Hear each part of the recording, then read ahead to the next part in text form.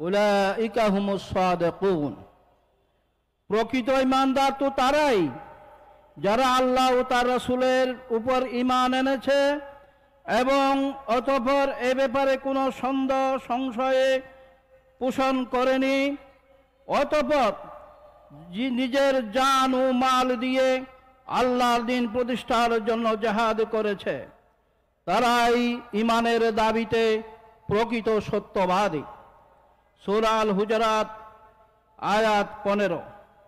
ঐতিহাসিক তাফসীরুল কুরআন মাহফিলের 2025-এর পর্যায়ে আপনাদের সামনে মহাগ্রন্থ আল কুরআন থেকে তাফসীর পেশ করবেন চট্টগ্রাম বিশ্ববিদ্যালয়ের সম্মানিত প্রফেসর মেহেদী বাগ সিডিএ জামে মসজিদের মোহতারাম খতিব, বিশিষ্ট স্কলার, স্বনামধন্য আলোচক ও বিশিষ্ট ইসলামী চিন্তাবিদ, ইসলামী ব্যাংক বাংলাদেশ পিএলসির শরিয়া কাউন্সিলের সাবেক চেয়ারম্যান, আমাদের সকলেরই অতি পরিচিত হযরত মাওলানা গিয়াসউদ্দিন তালুকদার।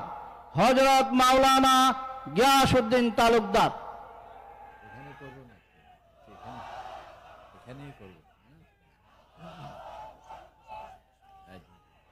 একটু মনে উঠবে,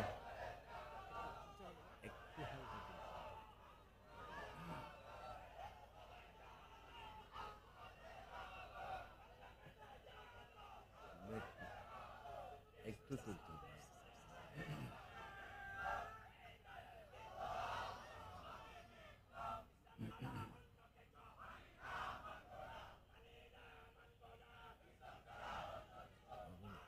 একটু উপরে তুলতে হবে, মানে সামনে সামনে।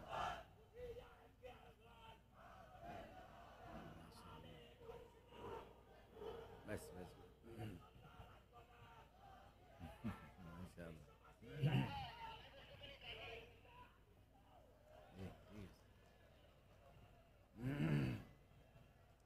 نحمده ونستعينه ونستغفره ونعوذ بالله من شرور أنفسنا ومن سيئات أعمالنا. من يهد الله فلا مضل له ومن يضلل فلا هادي له. ونشهد أن لا إله إلا الله وحده لا شريك له. ونشهد أن سيدنا وحبيبنا ومولانا محمدًا عبده ورسوله. فقد قال الله تعالى في كلامه المجيد وفرقانه الحميد: إن الله وملائكته يصلون على النبي يا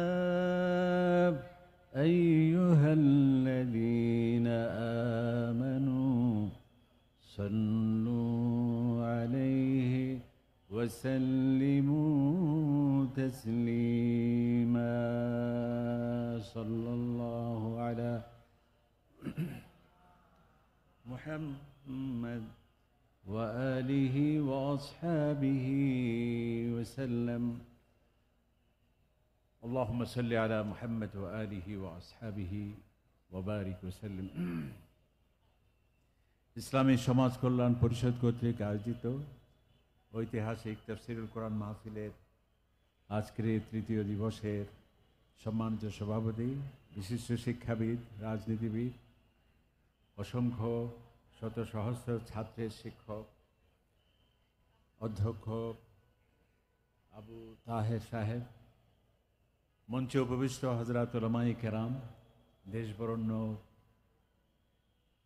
উলামায়ে কেরাম, বিশেষ করে আমার অনেক শিক্ষক এখানে উপস্থিত আছেন, এমনকি আমার দাদা শিক্ষকও এখানে আছেন।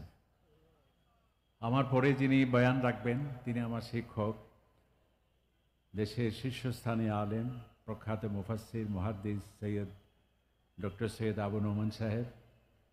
আবার এই মঞ্চে উপস্থিত আছেন ওনারও শিক্ষক, তার মানে আমার দাদা শিক্ষক, যিনি আন্তর্জাতিক ইসলামী বিশ্ববিদ্যালয় চট্টগ্রামের দীর্ঘদিন ভাইস চ্যান্সেলর ছিলেন এবং ভাইস চ্যান্সেলর ছিলেন, professor doctor Abu Bakar Rafiq sir সহ অসংখ্য ওলামাই কেরাম এবং যারা বক্তব্য দিয়েছেন আগে, ডক্টর ওবায়দুল্লাহ সাহেব সহ হযরত মাওলানা হারুনি সাহেব দামাত বারকাতুহুল আলিয়া, এবং আজকের এই মাহফিলে উপস্থিত আল্লাহ প্রিয়, নবী প্রিয়, কোরআন প্রিয়, ইসলাম প্রিয় ভাইয়েরা, পর্দার আড়ালে মা ও বোনেরা, আসসালামু আলাইকুম ওয়া রাহমাতুল্লাহি ওয়া বারাকাতুহু। আলহামদুলিল্লাহ, আল্লাহ পাকের শুকরিয়া জ্ঞাপন করছি আমরা যে মহান রব্বুল আলামিন আজ থেকে প্রায় 19 থেকে 20 বছর পর আমাদের বহুল প্রতীক্ষিত, বহুল প্রত্যাশিত তাফসীরুল কোরআন মাহফিল, যা আমরা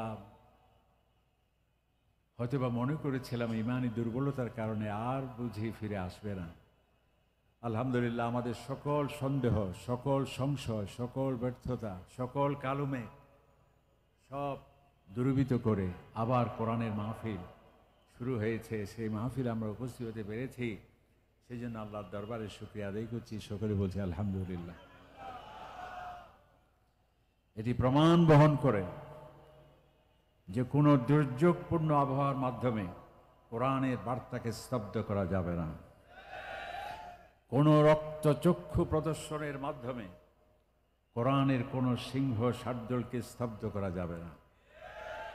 আল্লাহ তাআলাই কোরআন কারীমে সে কথা বলেছেন যা আজকে আমাদের বিশ্বাসই কেবল নয়, আমাদের ইয়াকিনে পরিণত হয়েছে। সেটা হলো আল্লাহ তাআলা বলেছে, ইন্না নাহনু নাযালনা যিকর, এই কোরআন আমি নাজিল করেছি। এর সংরক্ষণের দায়িত্ব কোনো ফেরেশতা নয়, কোনো এলিট ফোর্স নয়, স্বয়ং আমি আল্লাহ তাআলা এই কোরআনকে সংরক্ষণ করব। কেউ এর লয় ক্ষয়, এর অস্তিত্ব বিপন্ন করে দেওয়ার সেই সাহস এই পৃথিবীতে কারণে। উচ্চ আওয়াজ বলেন সুবহান। আজকে মাহফিল আছে, হাজার লক্ষ মানুষ উপস্থিত।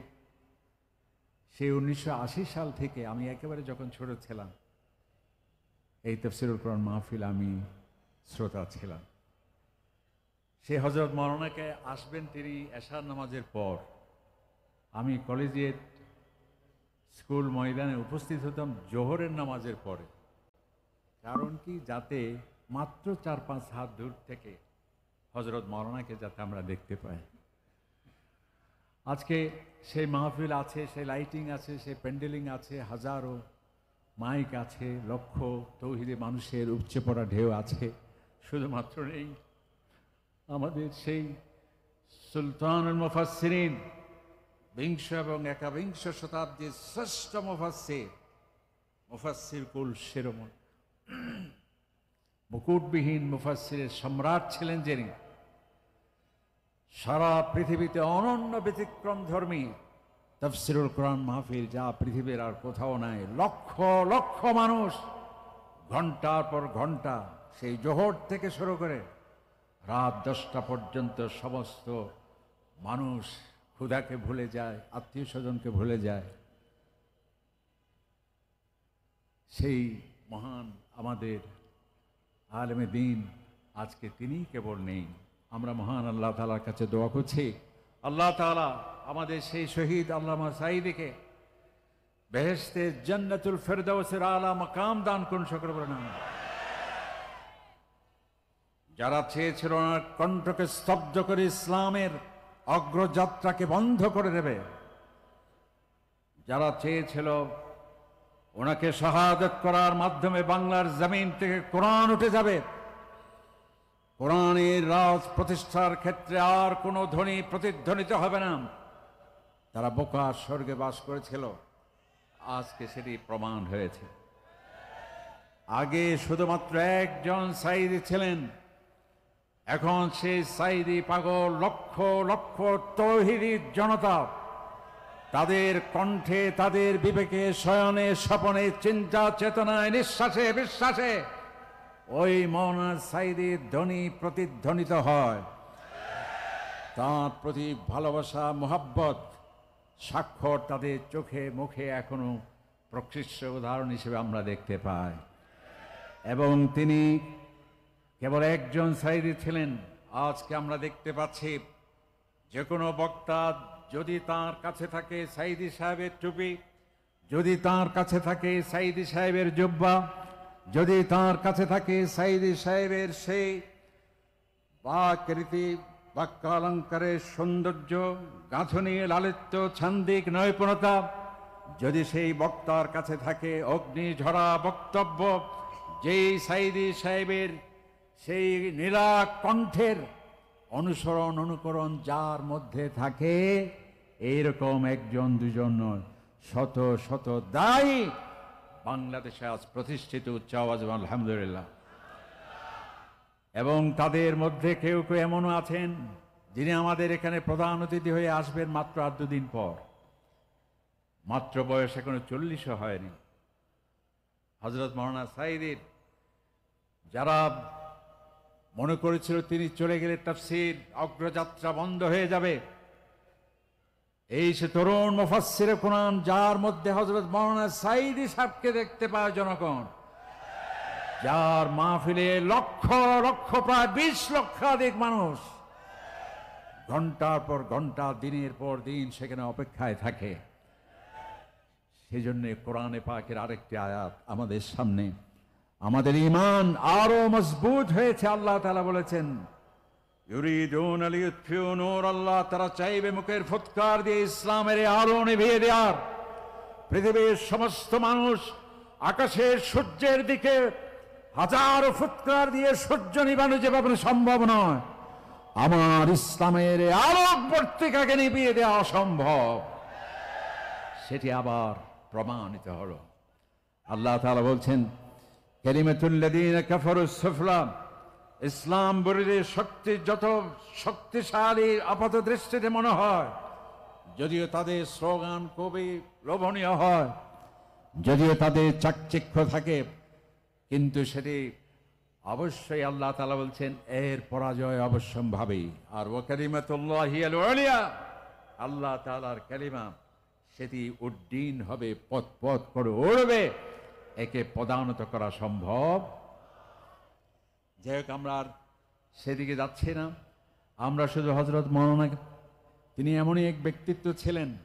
আজকে আমরা যারা আল আজহারে পড়তে যাই, সৌদি আরবে মদিনা ইউনিভার্সিটিতে পড়তে যায়, কিং সৌদ ইউনিভার্সিটিতে পড়তে যায়, সেখানে দাওয়া বিভাগে অনেকগুলো সাবজেক্ট পড়ানো হয়।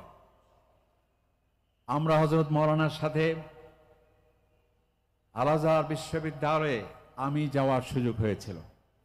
সেখানে আল আজহারের ছাত্র শিক্ষক ছিল, সবাই হুজুরকে সংবর্ধনার এক সুন্দর অনুষ্ঠান আয়োজন করেছিল। সেখানে আমাকে আজ থেকে প্রায় 20 বছর আগে, তার মানে আমার বয়স ছিল প্রায় 30 থেকে 32, সেখানে বলা হলো কিছু বলার জন্য। তো হযরত মাওলানার সামনে কেউ কিছু বলবে, এটা তো অসম্ভব।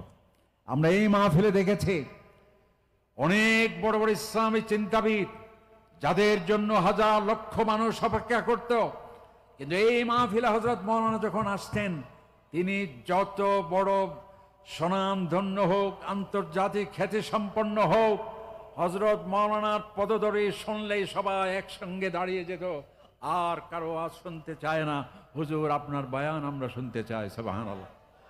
তো ওনার সামনে কি বক্তৃতা রাখা হবে? তখন আমি বুদ্ধি করে বললাম, আমি আল আজহারের ছাত্র শিক্ষকদের উদ্দেশ্যে বললাম যে ভাইয়েরা, 1000 মাইল দূরে আমরা আফ্রিকায় এই মিশরে পড়তে আসি, আমরা মদিনা ইউনিভার্সিটিতে যাই, কিং সৌদ ইউনিভার্সিটিতে যাই, যেই সাবজেক্টগুলো মাত্র আমরা এখন পড়ছি আধুনিক সাবজেক্ট হিসেবে, আর এই আধুনিক সাবজেক্টগুলো মানাহিজুদ দাওয়া, দাওয়া কার্যক্রম কিভাবে হবে, ইলমুদ দাওয়া, সায়েন্সেস অফ দাওয়া কিভাবে হবে, আসারিবুদ দাওয়া, দাওয়াতি কার্যক্রমের রূপরেখা কি হবে, কোরআনের তাফসীরের আধুনিক ধারাসমূহ কিভাবে হবে, এগুলো এখন আল আজহারে পড়ানো হয়, কিং সৌদ ইউনিভার্সিটিতে পড়ানো হয়, বড় বড় উন্নত ইসলামী রাষ্ট্রে পড়ানো হয়।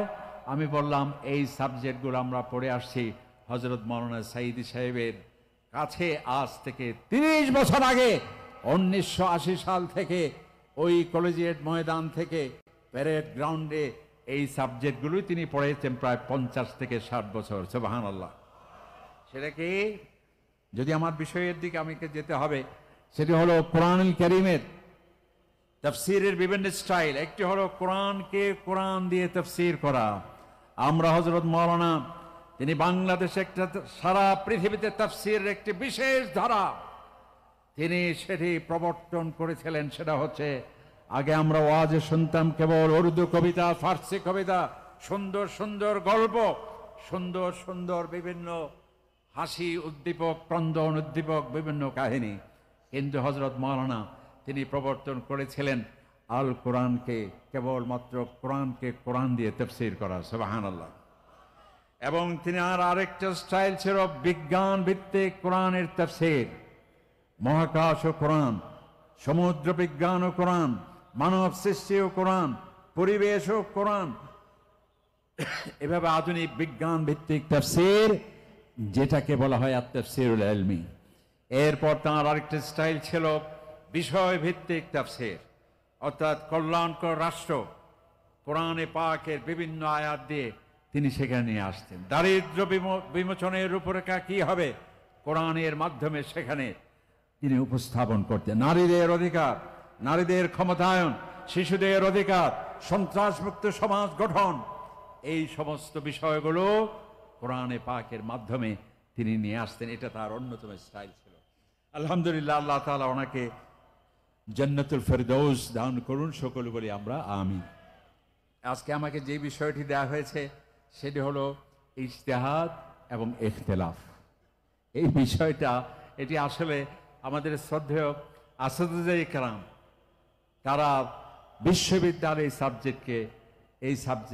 এই বিষয়ে পড়ানো হয়, এবং ফিক বিভাগ থেকে শুরু করে কামিলে উচ্চ শিক্ষায় এই সাবজেক্টটি সেখানে আলোচ্য বিষয়। তো এটি এখানে সাধারণভাবে উপস্থাপন করা। আবার আমরা হযরত মাওলানার কাছে আমরা যাচ্ছি। ওনার আরেকটি অনন্য বৈশিষ্ট্য ছিল, সেটি হলো যে ব্যক্তি যে কোনো বিষয় 3 ঘন্টায় যে উপস্থাপন করতে পারবে না, মাত্র 5 মিনিটে সেই কথা উপস্থাপন করতে পারতেন। সুবহানাল্লাহ। অনেক জটিল কথাকে, কঠিন কথাকে অত্যন্ত সহজ করে বলতে পারতেন। এটা আরেকটা অনন্য বৈশিষ্ট্য ছিল ওনার। যেমন একটু উদাহরণ, তিনি বললেন যাকাত আর সুদ কি। হযরত মাওলানা বলতেন, গরিব থেকে নাও, ধনীদেরকে দাও সুদ, ধনী থেকে নাও, গরিবদেরকে দাও, সেটা হলো যাকাত। সুবহানাল্লাহ। এবং তিনি আরেকটি বলতেন যে সহজ বিষয় সহজ করে উপস্থাপন করা তত সহজ নয়। তারপর আমরা চেষ্টা করব এই ইজতিহাদ এবং ইখতিলাফ, এটা কিন্তু দীর্ঘ সময়ের প্রয়োজন। এরপর আমরা সংক্ষিপ্তভাবে আপনাদের সামনে উপস্থাপন করার চেষ্টা করব। আমরা জানি ইজতিহাদ মানে ইজতিহাদ এবং জিহাদ দুটি ভিন্ন ভিন্ন শব্দ হলেও এর মূল ধাতু, মূল অক্ষর কিন্তু একটাই, সেটা হলো জিম হা ডাল, অর্থাৎ চেষ্টা, প্রাণান্তকর চেষ্টা, সর্বোচ্চ প্রয়াস। জিহাদ মানে হলো শব্দের আবেদনিক অর্থ সর্বাত্মক প্রয়াস, আবার ইজতিহাদ শব্দের মূল ধাতুও হলো সর্বাত্মক প্রয়াস। তার মানে কি? এর মানে হলো ইজতিহাদ হলো দ্বীনকে জানা, দ্বীনের বৈশিষ্ট্য, ইসলামের বৈশিষ্ট্য, সেটির বাস্তবতা, সেটির সম্পর্কে জানা, এটি হলো ইজতিহাদ। আর জিহাদ হলো এই দ্বীনকে সংরক্ষণ করার সর্বাত্মক প্রচেষ্টা, প্রতিরক্ষা কৌশল, সেটি হচ্ছে জিহাদ। তো এই যে ইজতিহাদ মানে হলো গবেষণা, ইজতিহাদ মানে হলো কোরআন ও হাদিসের আলোকে আধুনিক যে সমস্ত সমস্যা, সেগুলো কোরআন এবং হাদিসের আলোকে বুদ্ধিবৃত্তিক সর্বোচ্চ প্রয়াস, চেষ্টার মাধ্যমে সেগুলোর সমাধান, এটি হচ্ছে ইজতিহাদের মূল লক্ষ্য এবং উদ্দেশ্য। অনেকে আমরা বলে থাকি যে ইজতিহাদের এখন প্রয়োজন নেই, ইজতিহাদের তালা বন্ধ হয়েছে। এই কথা সঠিক নয়। কারণ আমার নবী করিম সাল্লাল্লাহু আলাইহি সাল্লাম, তিনি হযরত আব্দুল্লাহ ইবনে আব্বাস রাদিয়াল্লাহু তাআলা আনহু, তার জন্য দোয়া করতেন, আল্লাহুম্মা আতিল হিকমা, আয় আল্লাহ আমার এই চাচাতো ভাইকে তুমি হিকমত দাও, জ্ঞান দাও, ওয়াল্লিমহু তাউইল, এবং কোরআনে পাকের ব্যাখ্যা দেওয়ার সেই যোগ্যতা, সেই মেধা, দক্ষতা, প্রজ্ঞা, দূরদর্শিতা, বিচক্ষণতা তাকে তুমি দান করো। ওয়াফাক্কিহু ফিদ্দীন, এবং দ্বীনের যাতে যুগোপযোগী, যাতে সন্দেহ সংশয় আসলে পরে সেটি দূরীভূত করতে পারে, যাতে কঠিন কথাকে সহজভাবে উপস্থাপন করতে পারে, যাতে বিভিন্ন ঘটনার মূল্যায়নে পর্যবেক্ষণ দিতে পারে, যাতে বিভিন্ন সমস্যার সমাধান দিতে পারে, সংকটের নিরসন হতে পারে, সেই ধরনের প্রজ্ঞা এবং দূরদর্শিতা তুমি তাকে দান করো। আর ইসলাম হলো সেই জ্ঞানের ধর্ম, জড়তার ধর্ম নয়, মূর্খতার ধর্ম নয়। আল্লাহ পাক সুবহানাহু ওয়া তাআলা সেই জন্য কোরআনে পাকের সর্বপ্রথম আয়াতটি কি? ইকরা, তোমাকে পড়তে হবে, তোমাকে জানতে হবে। আল্লাহ তাআলা বলেছেন কোরআন কারীমে, হাল ইয়াস্তাবিল্লাযীনা ইয়ালামুন ওয়াল্লাযীনা লা ইয়ালামুন, যারা জানে আর যারা জানে না কখনো সমান হতে পারে না। না জেনে কোনো কথা বলার ক্ষেত্রে কঠোর নিষেধাজ্ঞা আসছে কোরআনে। আপনি গবেষক হবেন, যা মনে ইচ্ছে তা বলবেন, সেটি হতে পারে না। আল্লাহ তাআলা বলছেন, ওয়ালা তাকফু মা লাইসা লাকা বিইলম, যে বিষয়ে তোমার জ্ঞান নেই সে বিষয়ে কথা বলার অধিকার তোমার নেই। আন্দাজ অনুমানের উপর কোনো কথা বলা ইসলামে নিষিদ্ধ। আল্লাহ তাআলা বলছেন, ওয়ালা তাত্তাবিল হাওয়া, আন্দাজ অনুমান, মন মস্তিষ্ক প্রসূত কোনো ধারণা দিয়ে কোনো সমস্যার সমাধানে, কোনো প্রশ্নের উত্তরে আন্দাজের উপর তুমি কথা বলবে না। এবং আল্লাহ সুবহানাহু ওয়া তাআলা যাতে একজন গবেষক তার জ্ঞান বুদ্ধি আকল বিবেক সত্যকে অনুসন্ধানে যাতে সে ব্যবহার করে, আল্লাহ তাআলা বিভিন্ন জায়গায় কোরআন কারীমে বলেছেন, ফা'তাবিরু ইয়া উলিল আবসার, হে জ্ঞানী তুমি আমার বিভিন্ন নিদর্শন সমূহ গবেষণা করো এবং সেখান থেকে প্রকৃত রহস্য উদ্ধার করার, অনুসন্ধান করার সর্বাত্মক প্রচেষ্টা তুমি করো। এবং এই জ্ঞান সেটি একজন বিশেষজ্ঞ যেভাবে মতামত দিতে পারবে, প্রত্যেকেই তো মুস্তাহিদ হতে পারে না। প্রত্যেকেই নতুন নতুন কোনো সমস্যা কোরআন ও হাদিসের আলোকে যথার্থ মূল্যায়নমূলক বক্তব্য দেয়া সেটি সম্ভব নয়। কোরআনে পাকে আল্লাহ তাআলা সে কথা বলেছেন, ফাসআল বিহি খাবীরা, এ ব্যাপারে যে এক্সপার্ট, যে বিশেষজ্ঞ, তার কথায় তাকেই তোমরা জিজ্ঞেস করো এবং তার মতামতকেই তোমরা প্রাধান্য দাও। কারণ কি? ওয়ালা ইউনাব্বিউকা মিথলু খাবীর, একজন অভিজ্ঞ যেভাবে মতামত দিতে পারবে, কোনো সিদ্ধান্ত দিতে পারবে, একজন অনভিজ্ঞ এবং যার অভিজ্ঞতা নেই, জ্ঞান নেই, সে এই বিষয়ে কথা বলতে পারবে না। এই জন্যে আল্লাহ পাক সুবহানাহু ওয়া তাআলা আরেকটি জায়গায় বলেছেন, ইন্নাস সামা ওয়াল বাসার ওয়াল ফুআদ কুল্লু উলাইকা কানা আনহু মাসউলা, যে বান্দা আমি তোমাকে চক্ষু দিলাম, কান দিলাম, বিবেক দিলাম, কেন?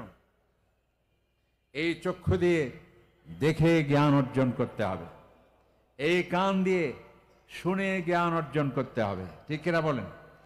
এবং যা দেখে জ্ঞান অর্জন করবে, শুনে যা জ্ঞান অর্জন করবে, এর উপর বসে থাকলে হবে না। তুমি যেহেতু গবেষক, তোমার গবেষণাকে বৃদ্ধি করতে হবে, সেই জন্য তোমার অন্তঃকরণ, তোমার হৃদয়, তোমার বিবেক যা দিয়েছি সেটিকে ব্যবহার করতে হবে। আর এটিকে যারা ব্যবহার করে না, আল্লাহ তাআলা বলেন, কুল্লু উলাইকা কানা আনহু মাসউলা, এগুলো আমার পক্ষ থেকে তোমাদের জন্য বড় নেয়ামত। এই নেয়ামত যে ব্যবহার করবে না, আমি আল্লাহ সুবহানাহু ওয়া তাআলার কাছে জবাবদিহি করতে হবে। এবং আল্লাহ পাক সুবহানাহু ওয়া তাআলা গবেষকদের, মুজতাহিদদের যাতে কান, বিবেক, বুদ্ধি, প্রজ্ঞা, দূরদর্শিতা সত্য অনুসন্ধানে যারা ব্যবহার করে না, তাদেরকে আল্লাহ পাক সুবহানাহু ওয়া তাআলা আশরাফুল মখলুকাতের যে সম্মান এবং মর্যাদা, সেটা থেকে খারিজ করে দেওয়া হয়েছে। আল্লাহ তাআলা বলছেন, যারা হচ্ছে এমন শ্রেণীর কিছু লোক আছে লাহুম আইনুন লা ইবসিরুনা বিহা, তাদের চক্ষু আছে কিন্তু এই চক্ষু দিয়ে দেখে মহাসত্যকে জানার চেষ্টা করে না। লাহুম আযানুন লা ইসমাউনা বিহা, তাদের কান আছে ঠিকই, আজে বাজে সে শোনে, কিন্তু এই কান দিয়ে মহাসত্যকে জানার জন্য কানকে ব্যবহার করে না। ওয়ালাহুম কুলুবুন লা ইয়াফকাহুনা বিহা, এবং তাকে যে বিবেক দিলাম, যা দেখলো যা শুনলো এটা সঠিক কিনা, বা এটিকে বিকশিত করার জন্যে, এটাকে উৎকর্ষ সাধনের জন্য যথাবিহিত ব্যবস্থা গ্রহণ করলো না, উলাইকা কাল আনআম, আল্লাহ তাআলা কে বলেছে সে সৃষ্টির সেরা, এ তো একটা জীব জন্তু। সুতরাং এই ইজতিহাদ বা গবেষণা এটি দুই প্রকার। একটি হচ্ছে ইজতিহাদ ফিমা খালাকাল্লাহ, আরেকটা হচ্ছে আল ইজতিহাদ ফিমা শারা আল্লাহ। এই গবেষণা বা ইজতিহাদ দুই প্রকার, একটি হলো ফিকহুল কওন, আরেকটি হচ্ছে ফিকহুল দ্বীন। ফিকহুল কওন মানে আমরা শুধুমাত্র ফিকহুল দ্বীন বা শরিয়াকে শুধুমাত্র এটিকে ফিক হিসেবে গ্রহণ করি, কিন্তু আমরা কোরআনে পাকে দেখতে পাচ্ছি যে ফিকহুল কওন, আল্লাহ তাআলা শুধুমাত্র ওযু নিয়ে আমরা গবেষণা করব, তায়াম্মুম নিয়ে কেবল গবেষণা করব, কিভাবে হজ ফরজ যাকাত এগুলো নিয়ে গবেষণা করব, শুধু তাই নয়, এই মহাবিশ্ব বিশাল এই শ্রেষ্ঠ রাজ্য এগুলো আমাদেরকে গবেষণা করার জন্যে, আমাদের চক্ষু কান আমাদের জ্ঞান গবেষণা সেদিকেও করতে হবে। আল্লাহ তাআলা কোরআনে পাকে সে কথা বলেছেন, ওফিল আরদি আয়াতুল লিল মুকিনিন, যে হে মানুষ, এই পৃথিবী অসংখ্য নিদর্শন এখানে আছে যা তোমার গবেষণার, চিন্তার এবং নিদর্শন গ্রহণের অনেক উপজীব্য এখানে আছে। আল্লাহ তাআলা বলছে, ইন্না ফি খালকিস সামাওয়াতি ওয়াল আরদ ওয়া ইখতিলাফিল লাইলি ওয়ান নাহার, হে মানুষ তুমি গবেষণা করে দেখো রাত কিভাবে হয়, দিন কিভাবে হয়, আবহাওয়ার পরিবর্তন কিভাবে, কোথাও ঠান্ডা কোথাও গরম, কিভাবে ওয়াল ফুলকিল্লাতি তাজরি ফিল বাহার, মহাসমুদ্রে একটা জাহাজ পিঁপড়াচ্ছে নগণ্য কিভাবে সেটি ভেসে বেড়ায়, এবং ওয়াদ-দাওয়াব, এই পৃথিবীতে অসংখ্য প্রকারের যে প্রাণী, সেই প্রাণী জগৎ, জড় জগৎ, এগুলো নিয়ে তুমি গবেষণা করো এবং এখানে তোমার চিন্তার খোরাক রয়েছে। এভাবে এই একটা বিষয়। আরেকটি হচ্ছে আমরা শরীয়তের যে বিষয়গুলো আছে সেগুলো সম্পর্কেও আমাদের গবেষণা করতে হবে এবং চিন্তা ভাবনা করতে হবে। নতুন নতুন যা আমাদের কাছে সমস্যা আছে এগুলোর সমাধানের জন্যে আমাদের জ্ঞান, আমাদের প্রজ্ঞা এবং দূরদর্শিতা সেটি আমাদের কাজে লাগাতে হবে। কারণ নবী করিম সাল্লাল্লাহু আলাইহি ওয়াসাল্লাম বলেছেন, মান ইউরিদিল্লাহু বিহি খায়রান, যে ব্যক্তি প্রতি আল্লাহ তাআলার বড় একটি কল্যাণ, বড় একটি দয়া, বড় একটি অনুগ্রহ সেই ব্যক্তির প্রতি ইউফাক্কিহু ফিদ্দীন, আল্লাহ তাআলা তাকে দ্বীন সম্পর্কে জ্ঞানের ব্যুৎপত্তি বিশালতা, সেই ব্যক্তিকে যাকে ফিকহের বিষয়ে, দ্বীনের বিষয়ে পাণ্ডিত্য দেয়া হলো, আল্লাহ পাক সুবহানাহু ওয়া তাআলার পক্ষ থেকে তার প্রতি একটা বড় নেয়ামত দেয়া হলো। এই যে গবেষণা, সেটি অনেকে যে বলে যে আমাদের প্রয়োজন নেই, সেটি সঠিক নয়। কারণ আমরা দেখি যে নবী করিম সাল্লাল্লাহু আলাইহি ওয়াসাল্লাম হযরতে মুআয রাদিয়াল্লাহু তাআলা আনহুকে ইয়েমেনে যখন শাসনকর্তা হিসেবে প্রেরণ করছেন, তাকে প্রশ্ন করলেন যে কাইফা তাকদি বাইনান নাস, হে মুআয, আমি তোমাকে ইয়েমেনের গভর্নর হিসেবে নিয়োগ দিয়ে প্রেরণ করছি, মানুষের মাঝে শাসন কার্যাদি কিভাবে তুমি পরিচালনা করবে? তখন তিনি বললেন, বিকিতাবিল্লাহ ইয়া রাসূলুল্লাহ, অবশ্যই আপনি আমাকে শাসক হিসেবে নিয়োগ দিয়েছেন, এই শাসন কার্যাদি আমি পরিচালনা করব সংবিধানের মাধ্যমে। সেই সংবিধান কি? আল কোরআন। কোরআনের মাধ্যমে আমার শাসন কার্যাদি আমি পরিচালনা করব। এরপর আল্লাহ নবী প্রশ্ন করলেন, ফাইন লাম তাজিদ ফিল কিতাব, যদি তুমি এমন একটি সমস্যা তোমার সামনে উপস্থিত হলো, সেটি অর্থনৈতিক হোক, রাজনৈতিক হোক, সাংস্কৃতিক হোক, বা যে কোনো ক্ষেত্রে হোক, কোরআনে তুমি স্পষ্টভাবে এর সমাধান যদি খুঁজে না পাও, তাহলে তোমার কি পদক্ষেপ হবে? তখন তিনি বললেন, ফাবি সুন্নতি রাসূলিল্লাহ, ইয়া রাসূলুল্লাহ, 23টি বছর আপনাকে যে আমরা দেখলাম, আমাদের প্রশ্নের উত্তরে কোরআন নাজিল হয়েছে, আমাদের সমস্যার সমাধানে কোরআন নাজিল হয়েছে, আর এই কোরআন নাজিল হয়েছে যেই নবীর উপর, সেই নবীর সুন্নাহকে দেখেছি বছরের পর বছর আপনার প্রদর্শিত পন্থায় কোরআনে না পেলে সুন্নাহ অনুযায়ী আমার রাজকার্যাদি আমি পরিচালনা করব। এরপর নবী করিম সাল্লাল্লাহু আলাইহি ওয়াসাল্লাম আবার প্রশ্ন করলেন যে, হে মাস, তুমি যথার্থ বলেছ, এখন এমন একটা সমস্যা হলো কোরআনেও নেই, হাদিসেও নেই, তাহলে তুমি কি করবে? তাহলে হয়তো আমরা বলতাম যে ইজতিহাদের তালা বন্ধ হয়েছে, আর ইজতিহাদ করা যাবে না, বসে আমরা তাওয়াক্কুল করব আল্লাহ তাআলা। এভাবেই তিনি বলেছিলেন। তখন তিনি বলেছেন, ফাজতাহিদু বিরাই ইয়া রাসূলুল্লাহ, আমি যদি কোরআন দিয়ে চেষ্টা করব, যদি কোরআনে না পাই, আপনার হাদিস দিয়ে চেষ্টা করব, আর যদি সেটি সম্ভব না হয়, তাহলে আমি ফাজতাহিদু, আল্লাহ তাআলা যে আমাকে মেধা দিয়েছেন, সেই মেধার মাধ্যমে আমি গবেষণা করব। তবে সেই গবেষণা কোরআনের আলোকে, হাদিসের আলোকে, সেই সকল যা যা সমসাময়িক ইস্যু আসবে, সেগুলোর উপর আমি গবেষণা করে সিদ্ধান্ত নেব। নবী করিম সাল্লাল্লাহু আলাইহি সাল্লাম তিনি খুশি হয়ে বললেন যে, আলহামদুলিল্লাহিল্লাযী ওয়াফফাকা রাসূলা রাসূলি, আমি আল্লাহ তাআলার শুকরগুজার হচ্ছি, আমার সেই নিয়োগকৃত গভর্নরকে, আল্লাহ রসুলকে, অর্থাৎ আল্লাহ তাআলার প্রেরিত দূত হলেন নবী করিম সাল্লাল্লাহু আলাইহি সাল্লাম, অর্থাৎ আল্লাহ রসুলকে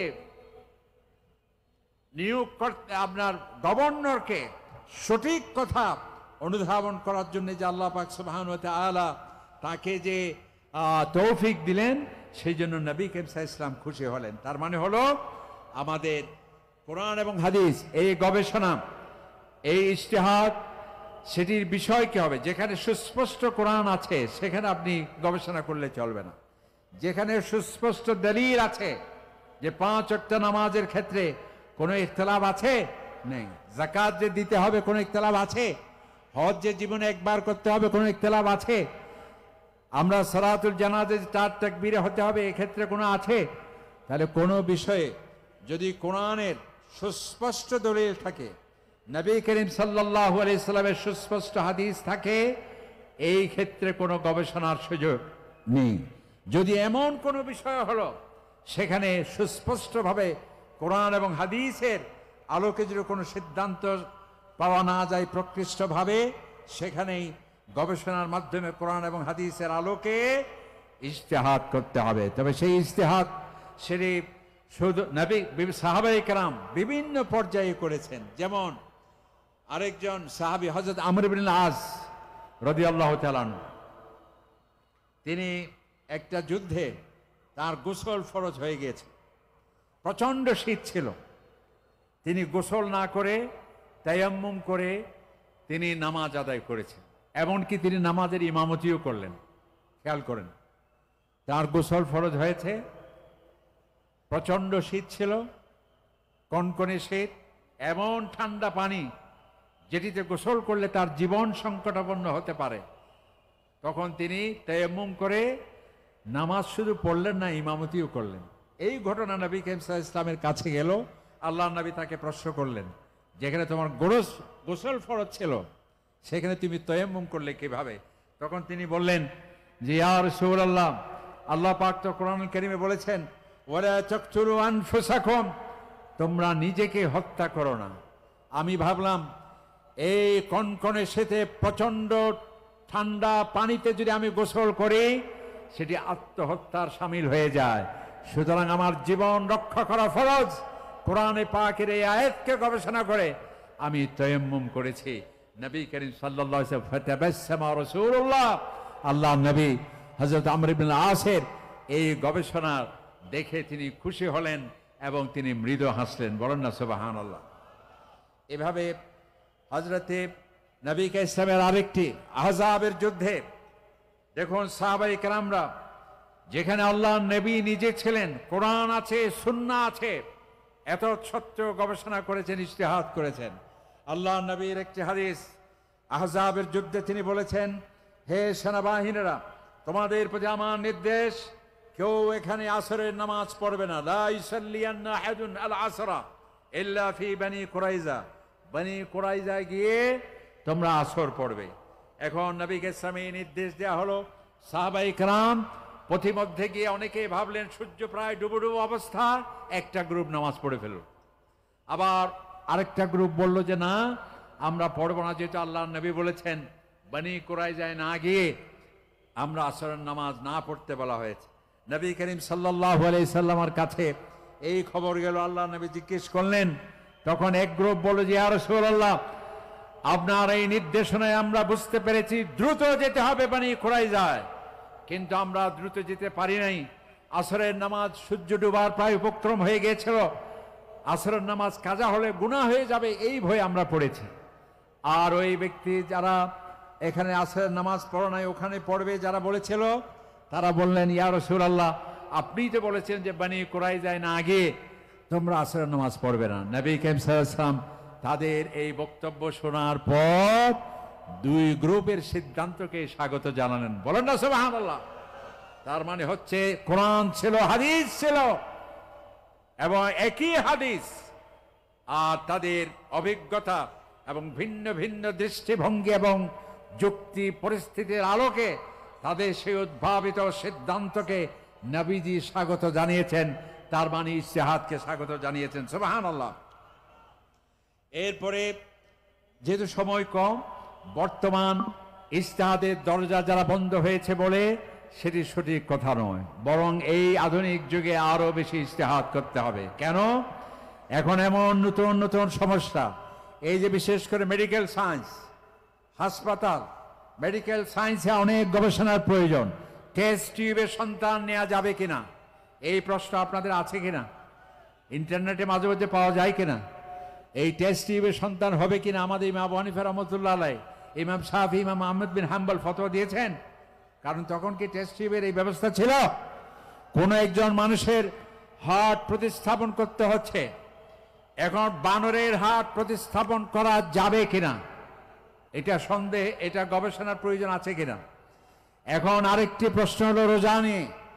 যারা কক্ষপথে পরিভ্রমণ করছে, কোন নভোচারী যদি কক্ষপথে গেল, সেখানে জোহর, আসর, মাগরিব, এশা কিছুই নেই, সব সময় দিন আর দিন, আবার কোথাও শুধু রাত আর রাত, আপনার সে ফজর, জোহর, আসর, মাগরিব, এশা কিভাবে পড়বে? এটা গবেষণা করতে হবে কিনা? ওয়ানার নামাতিকে রইন, তার মানে ব্যাকুন হন ফতোয়া দিয়ে এরে এরে, অবশ্যই আমাদের এই ফতোয়া লাগবে। আরেকটি দেখুন যে কিছু কিছু দেশ আছে সারা দিন হচ্ছে দিন, 24 ঘন্টা দিন, এখন সে রোজা রাখবে কিভাবে? তাহলে তো ইন্না লিল্লাহি ওয়া ইন্না ইলাইহি, একটি মাস সারাটাই যদি দিন থাকে, কোথায় সেহরি, কোথায় ইফতারি, কিভাবে সে রোজা রাখবে? গবেষণার প্রয়োজন আছে কিনা। আবার একটি জায়গা আছে সারা শুধু রাত আর রাত, সে কিভাবে রোজা রাখবে? এই জন্য এই গবেষণার প্রয়োজন আছে। আমাদের অর্থনীতির ক্ষেত্রে লাগবে, ফরেন এক্সচেঞ্জে যারা চাকরি করে ইসলামী ব্যাংকগুলোতে, কিভাবে সেটা ফরেন এক্সচেঞ্জ হবে সে নিয়ে গবেষণার বিষয় আছে। এবং আমাদের আরো অনেকগুলো বিষয় আছে। তবে এই মুস্তাহিদ যেন তেন ব্যক্তি মুস্তাহিদ হতে পারবে না, তাকে কোরআন জানতে হবে, নবী ইসলামের সুন্নাহ জানতে হবে, আরবি ভাষা জানতে হবে, তাকে ইজমা জানতে হবে, অবজেক্টিভস অফ শরিয়া, মাকাসিদ শরিয়া জানতে হবে, তার মধ্যে তাকওয়া থাকতে হবে, উসুলুদ দ্বীন এবং আকীদা সম্পর্কে জানতে হবে, তাকে ইউরোপিয়ানদের সমাজ ব্যবস্থা সম্পর্কে জানতে হবে, না হলে ইউরোপিয়ান সমস্যার সমাধান আপনি কিভাবে দেবেন? চায়নার সমাজ সম্পর্কে আপনাকে জানতে হবে, জাপানিজদের কালচার সম্পর্কে আপনাকে জানতে হবে, তাহলে আপনি ফতোয়া দিতে পারবেন। এরপর দ্বিতীয় বিষয় বলে আমি শেষ করতে চাই সংক্ষিপ্ত সময়ে, সেটা হলো ইখতিলাফ। ইখতিলাফ যেখানে ইজতিহাদ আছে, মত পার্থক্য সেখানে থাকতে পারে। তবে আমাদের ইসলাম কোরআনে পাকে আল্লাহ তাআলা বলেছেন, ইন্না হাদিহি উম্মাতুকুম উম্মাতান ওয়াহিদা, আমি এক, আমার নবী এক, কোরআন এক, কেবলা এক, উম্মাহ এক। সুতরাং ঐক্যবদ্ধ থাকতে হবে, এটাই হলো ইসলামের মূল দর্শন। ঠিক কিনা বলেন? 5 ওয়াক্ত নামাজ জামাতে পড়ার অন্যতম শিক্ষা হচ্ছে ঐক্যের। জুমার নামাজ সাপ্তাহিক বৃহত্তর ঐক্যের শিক্ষা দেয়া হয়। ঈদের নামাজ বছরে 2 বার আরো বৃহত্তর অঙ্গনের ঐক্যের শিক্ষা দেয়া হয়।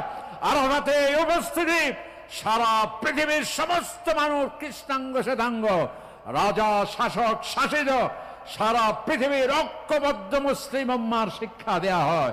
সুতরাং ঐক্যের উপর থাকতে হবে, বিভাজন নয়, ইখতিলাফ নয়, সর্বোচ্চ চেষ্টা করতে হবে। কারণ আল্লাহ তাআলা বলেছেন, ওয়ালা তাকুনু কাল্লাযীনা তাফাররাকু, তোমরা তাদের মতো হবে না যারা ছোট্ট ছোট্ট বিষয়ে বহুদা বিভক্ত হয়ে তাদের দিন, তাদের উম্মাহকে ধ্বংস করেছিল। ওই যে খ্রিস্টানরা তারা তর্ক করছিল, ওনার পেশাব পাক কিনা পাক, এই সমস্ত বিষয় নিয়ে তোমরা তর্ক করবে না। আল্লাহ তাআলা ইন্নাল্লাযীনা ফাররাকু দীনাহুম ওয়া কানু শিয়া'আন লাসতা মিনহুম ফি শাই, তাদের মতো হবে না যারা বহুদা বিভক্ত হয়ে ঐক্যকে নষ্ট করে নিজের অস্তিত্বকে বিপন্ন করে দিয়েছে। আমার নবীর উম্মত সেটা হতে পারে না। আমার নবীকে ইসলাম বলেছেন, লা তাখতালিফু ফাতাখতালিফ কুলুবুকুম, তোমরা অযথা বিষয়ে, যেই বিষয়ে কোনো মতপার্থক্যের প্রয়োজনই নেই, সেই বিষয় নিয়ে কোনো কাদা ছড়াছড়ি করবে না, তাহলে তোমাদের কলবে বক্রতা সৃষ্টি হবে। এরপর আমরা যদি এরপরেও কিছু কিছু ইখতিলাফ তো থেকেই যায়। শেষ করতে চাই যেহেতু সময় কম। আমরা দেখেছি নবী করিম সাল্লাল্লাহু আলাইহি ওয়াসাল্লামের সাহাবায়ে কেরামদের সাথে কারো তুলনা হবে? যাদের শানে কোরআনে পাকের আয়াত, যাদের শানে তাওরাত, ইনজিল এবং জাবুর, যাদের প্রশংসা, যাদের সম্পর্কে আমার নবীজি বলেছেন আসহাবী কান্নুজুম, আমার সাহাবায়ে কেরাম এক একটি তারকার মতো, তাদের আদর্শ তোমরা গ্রহণ করে সঠিক পথ প্রাপ্ত হবে। সেই সাহাবায়ে কেরাম যাদের প্রশ্নে কোরআন নাজিল হয়েছে, যার প্রতি কোরআন নাজিল হয়েছে তার সাহচর্য গ্রহণের বিশাল সুযোগ হয়েছে, এত সত্ত্বেও তাদের মধ্যে মাঝে মধ্যে ইখতিলাফ হতো। কিভাবে? দেখুন, আমার নবীজি যখন ওফাত হলো, হযরত ওমর ঘোষণা করলেন, খবরদার কেউ যদি বলে আমার নবী ইন্তেকাল করেছে, তরবারি দিয়ে তাকে দ্বিখণ্ডিত করে দেব। হযরত ওমর রাদিয়াল্লাহু তাআলা এই কথা যখন বললেন, অনেক সাহাবায়ে কেরামও তার সাথে চলে গেলেন, যে ব্যাপারটা তো তাই, আমাদের নবীজি কিভাবে এই পৃথিবী থেকে চলে যেতে পারে? এরপর হযরত আবু বকর রাদিয়াল্লাহু তাআলা আসলেন, তিনি বললেন, বক্তব্য দিলেন কোরআনে পাকের আয়াতের মাধ্যমে, ইন্নাকা মাইত, হে আমার নবী, আপনাকেও মওতের মাধ্যমে আমার কাছে আসতে হবে। ওয়া ইন্নাহুম মাইয়িতুন, সকলকে মওতের মাধ্যমে এই পৃথিবী থেকে বিদায় নিতে হবে। এরপর তিনি একটি বক্তব্য দিলেন, যারা আল্লাহ তাআলার ইবাদত, যারা আমার নবীর যদি ইবাদত করতে, জেনে রাখো আন্না মুহাম্মাদান খাদমাত, আমার নবীকে ইসলাম এই পৃথিবী থেকে চলে গিয়েছেন। আর যারা আল্লাহর ইবাদত করতে, জেনে রাখো ইন্নাল্লাহা হাইয়ুন লা ইয়ামুত, আমার আল্লাহ চিরঞ্জীব, তার কোনো লয় নেই, ক্ষয় নেই, চিরঞ্জীব। বলুন সুবহানাল্লাহ। সকল সাহাবায়ে কেরাম তখন সঠিক কথাটি বুঝতে পারলেন। হযরত ওমরের হাত থেকে তরবারি পড়ে গেল, তিনিও শান্ত হয়ে সামান ওয়া তা'য়া আবু বকর, হে আবু বকর, তোমার প্রতি আমার পূর্ণ আনুগত্য রইল। সুবহানাল্লাহ। নবী করিম সাল্লাল্লাহু আলাইহি ওয়াসাল্লামের দাফন নিয়ে ইখতিলাফ হলো, আমার নবীর দাফন কোথায় হবে? সাহাবায়ে কেরাম বললেন, আমরা জান্নাতুল বাকি, যেখানে প্রায় 10,000 সাহাবায়ে কেরাম শুয়ে আছেন, যেখানে আমার নবীজির সহধর্মিণীরা শুয়ে আছেন, যেখানে আওলাদে রাসূলুল্লাহ শুয়ে আছেন, সেখানেই দাফন করা হবে। আবার অনেকে বললেন যে না, মসজিদে নববীতে দাফন করা হবে। ইখতিলাফ সৃষ্টি হলো কিনা?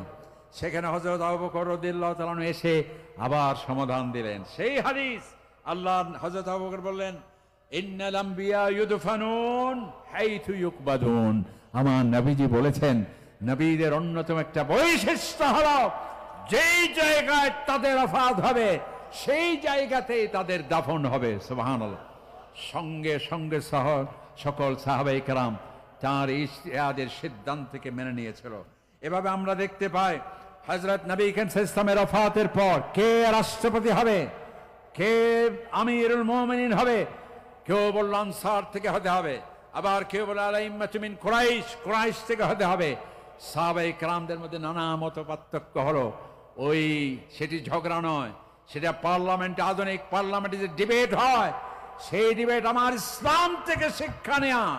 সেখানে পার্লামেন্টে অলিখিত পার্লামেন্টে সিদ্ধান্ত হলো, কণ্ঠভোটে পাশ হলো, হযরত আবু বকর রাদিয়াল্লাহু তাআলা আনহু তিনি হবেন খলিফা। তাহলে এই যে ইখতিলাফ হলো, কোরআন এবং হাদিসকে সামনে রেখে সেটার সমাধান হলো। এভাবে সাহাবায়ে কেরামদের মাঝে হযরত ওমর রাদিয়াল্লাহু তাআলা আনহু মাহর বিষয়ক একটি ইজতিহাদ করে, গবেষণা করে সিদ্ধান্ত নিয়েছিলেন, বিবাহকে যাতে সহজ করা হয়, যাতে মাহর উচ্চ হারে নির্ধারণ হলে বিবাহ জটিল হবে, কঠিন হবে, আর বিবাহ বন্ধ হয়ে যাওয়া মানে অনৈতিকতার দ্বার উন্মোচিত হয়ে যাওয়া। তখন তিনি একটা সিদ্ধান্ত নিলেন। তখন তো আর পার্লামেন্ট ছিল না। পার্লামেন্ট কি ছিল? মসজিদে নববী। আমরা বানিয়েছি সাধারণ মসজিদ। আমার নবীজির মসজিদ ছিল একদিকে সেটা ওপেন ইউনিভার্সিটি, উন্মুক্ত বিশ্ববিদ্যালয়, ছাত্র ছাত্রী আবার বৃদ্ধ বনিতা সেখানে পড়তো। আর একদিকে ছিল সেটি সুপ্রিম কোর্ট, সমস্ত ছোট খাটো বড় বিচার সবগুলোর রায় দিতেন আমার নবী সেই মসজিদে নববী থেকে, সুবহানাল্লাহ। আবার আরেক দিকে ছিল সেটি পার্লামেন্ট, সমস্ত রাষ্ট্রের গুরুত্বপূর্ণ বিষয়গুলো সেখানে সিদ্ধান্ত হতো। শেষ করছে, হযরত ওমর রাদিয়াল্লাহু তাআলা আনহু সেই পার্লামেন্টে কণ্ঠভোটে পাশ হতে যাচ্ছিল। হযরত ওমর যা সিদ্ধান্ত নিয়েছেন সেটি, এক মহিলা দাঁড়িয়ে বলল, যদি আমরা হুজুররা বলি মসজিদে মাইফা জান্নে পারি, ওরা মুলি সাহেব মসজিদে যদি মাইফা জান্নে পারে, তাহলে এই মহিলা কিভাবে হযরত ওমরকে বাধা দিল? উনি কি পাকঘর থেকে মাইক দিয়ে টেলিফোনে মোবাইলে হই দেন? এবার নিশ্চয় মসজিদ গেইত। এবার কি হল যে, হে ওমর, আমার আল্লাহ তাআলা মাহরের উচ্চ হারে নির্ধারণের যেই সুযোগ দিয়েছে, আপনি কে আমিরুল মুমিনিন আজকের এই পার্লামেন্টে কণ্ঠভোটে আমার অধিকারকে চেপে দেওয়ার সিদ্ধান্ত হচ্ছে কোরআনের আয়াতের সাথে সেটা সাংঘর্ষিক। সকল সাহাবায়ে কেরাম থরথর করে কাঁপছিল। আজকে এই মহিলার কি শাস্তি হতে পারে?